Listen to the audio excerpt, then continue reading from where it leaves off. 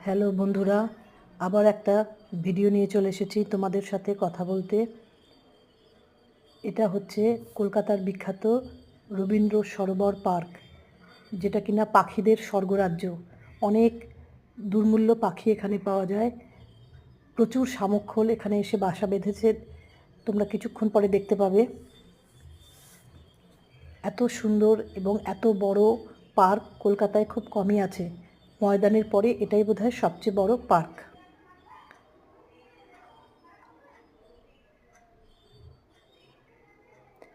বটের ঝুড়িগুলো দেখো কত সুন্দর।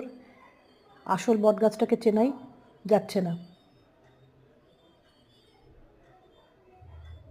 বাড়ির কাছে এরকম একটা পার্ক থাকলে সকাল সন্ধে এখানেই মর্নিং ওয়াক এবং ইভিনিং ওয়াক করা যায়।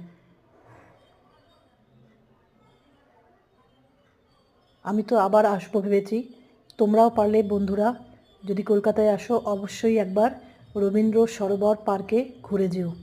এখানে অনেক অনেক পাখি আছে এবং যেগুলো খুবই রেয়ার। আর আমার এই ভিডিওটা যদি তোমাদের ভালো লেগে থাকে, please like, share and subscribe my channel.